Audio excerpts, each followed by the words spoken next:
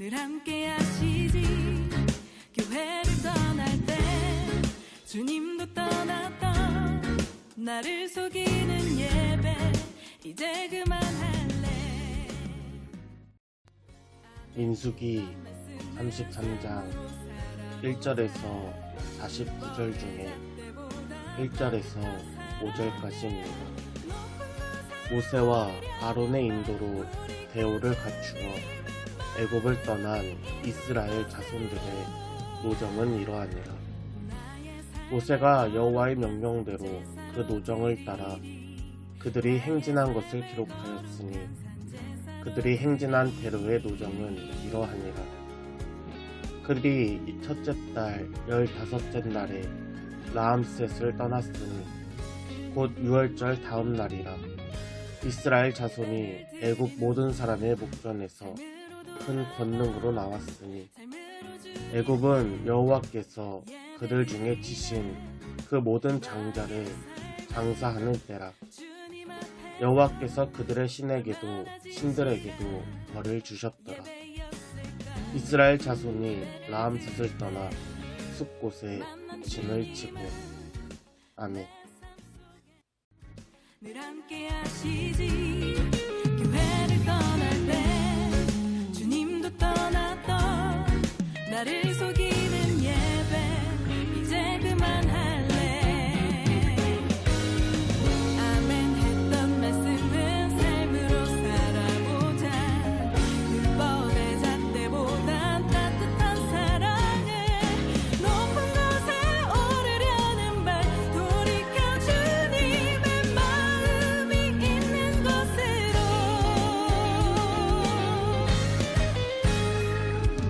나의 삶을 거룩한 산제사로 드리리. 나의 삶을 거룩한 산제사로 드리리. 나의 삶을 거룩한 산제사로 드리리. 나의 삶을 거룩한 산제사로 드리리. 나의 삶을 거룩한 산제사로 드리리. 나의 삶을 거룩한 산제사로 드리리. 이것이 내가 드릴 삶의 예배.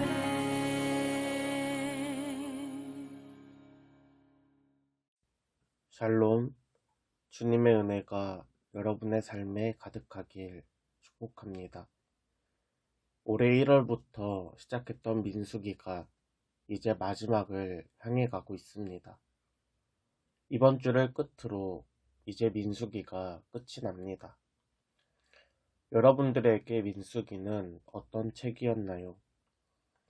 민수기를 마무리하면서 그동안 나에게 주셨던 은혜는 무엇이었나 돌아보고 정리하는 한 주가 되길 바랍니다.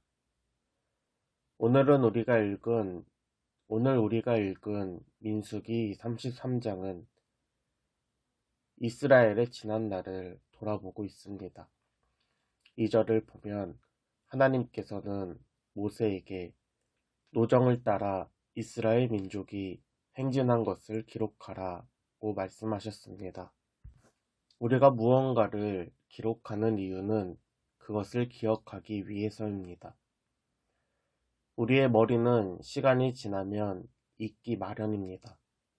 그러나 문자로 남겨진 것은 시간이 지나고 세대가 바뀌어도 역사로 남을 수 있습니다.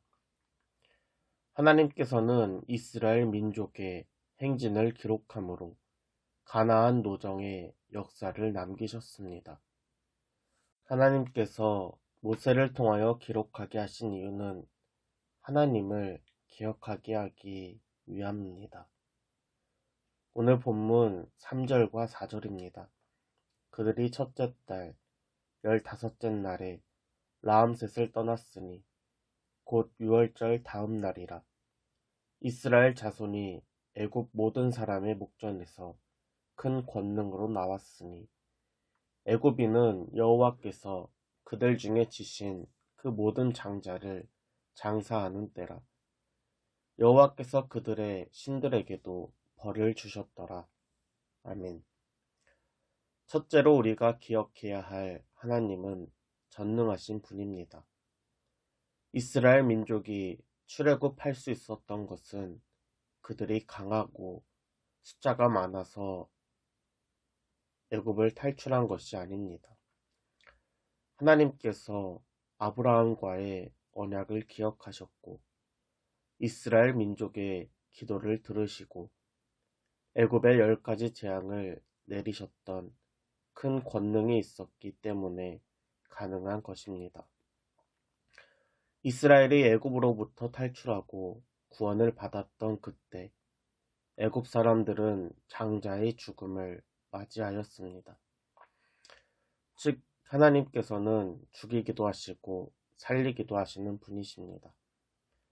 전능하신 하나님께서 이스라엘에게 구원의 은혜를 주셨기 때문에 이스라엘 민족은 출애굽할 수가 있었습니다.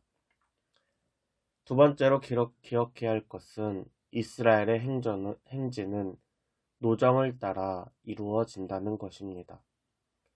오늘 본문 2절에 보면 모세가 노정을 따라 그들의 행진한 것을 기록하였다 라고 기록되어 있습니다. 노정이라는 히브리 단어 마사는 천막을 거둠 혹은 진영을 해체함을 의미합니다. 오늘 본문 5절을 보면 이스라엘 자손이 라암셋을 떠나 숲곳에 진을 치고 라고 기록되어 있습니다. 어디를 떠나 어디에 진을 치고 라는 구절이 오늘 본문 5절에서부터 무려 49절까지 계속해서 이어지고 있습니다. 즉 이스라엘 민족은 40년 기간 동안 무수히 많은 지역을 떠났고 또 무수히 많은 지역에 진을 쳤습니다. 이것이 바로 민수기 전체의 이야기입니다. 우리는 이스라엘의 노정을 보면서 인도하시는 하나님을 기억해야 합니다. 하나님께서는 불기둥과 구름기둥으로 이스라엘을 인도하셨습니다. 언제나 진영 앞에서 이스라엘을 인도하셨습니다. 구름이 떠오르면 이동 준비를 하고 구름이 내려오면 진을 쳤습니다. 나팔이 한번 울리면 지휘관들이 모이고 나팔을 크게 불면 진영이 움직였으며 나팔을 통해 모이고 흩어지기를 무려 40년 동안 반복하였습니다. 어떠한 무언가를 계속해서 반복한다는 것은 우리는 훈련이라고 말합니다. 이스라엘 민족은 40년 동안 하나님께 훈련을 받은 것입니다. 이들이 받은 훈련은 무엇일까? 바로 하나님이 주인 되시는 훈련입니다. 40년 동안 하나님께서는 매일 아침마다 만나를 주시고 필요할 때마다 물을 주셨으며 이스라엘의 옷과 신발이 헤어지지 않도록 하셨습니다. 이스라엘 민족은 40년 동안 무엇을 먹을까, 무엇을 입을까 염려하지 않았습니다. 바로 하나님께서 이스라엘이 필요한 모든 것을 공급해 주셨기 때문입니다. 마태복음 6장 25절에서 26절을 보면 예수님께서 이처럼 말씀하십니다. 그러므로 내가 너희에게 이르노니 목숨을 위하여 무엇을 먹을까, 무엇을 마실까, 몸을 위하여 무엇을 입을까 염려하지 말라. 목숨이 음식보다 중하지 아니하며 몸이 의복보다 중하지 아니하냐. 공중의 새를 보라. 심지도 않고 거두지도 않고 창고에 들이지도 아니하되 너희 하늘 아버지께서 기르시나니 너희는 이것들보다 귀하지 아니하냐. 아멘. 예수님께서는 목숨을 위해 무엇을 먹을까, 또 몸을 위해 무엇을 입을까 염려하지 말라고 하셨습니다. 25절의 시작을 보면 그러므로 라는 단어를 시작하는데 이 말씀을 잘 이해하려면 그 앞에 있는 말씀을 봐야 합니다. 마태복음 6장 24절입니다. 한 사람이 두 주인을 섬기지 못할 것이니 혹 이를 미워하고 저를 사랑하거나 혹 이를 중히 여기고 저를 경히 여김이라. 너희가 하나님과 재물을 겸하여 섬기지 못하느니라. 아멘. 한 사람이 두 주인을 섬길 수 없습니다. 마찬가지로 우리는 하나님과 재물을 겸하여 섬길 수가 없습니다. 그러나 하나님을 신뢰하며 하나님을 의지하는 자에게는 하나님께서 책임져 주십니다. 공중의 새는 씨를 심지도 않고 창고에 곡식을 모으지도 않습니다. 그래도 하나님께서 이들을 기르십니다. 그러나 우리는 공중의 새들보다 더 귀한 존재들입니다. 이스라엘 민족이 40년 동안 지역을 떠나고 진을 쳤던 것은 무엇을 먹을까, 무엇을 입을까, 어디로 갈까 염려하는 것이 아니라 하나님의 백성으로서 그 말씀에 어떻게 순종할 수 있을까를 보여주기 위함이었습니다. 하나님을 의지하고 신뢰하는 자를 하나님께서는 큰 권능으로 구원해 주실 것입니다.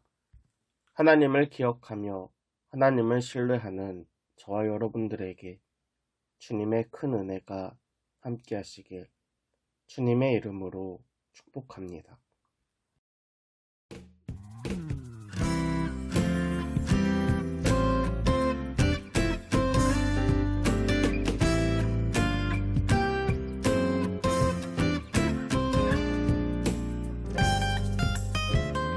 내가 아프고 아팠던 시간은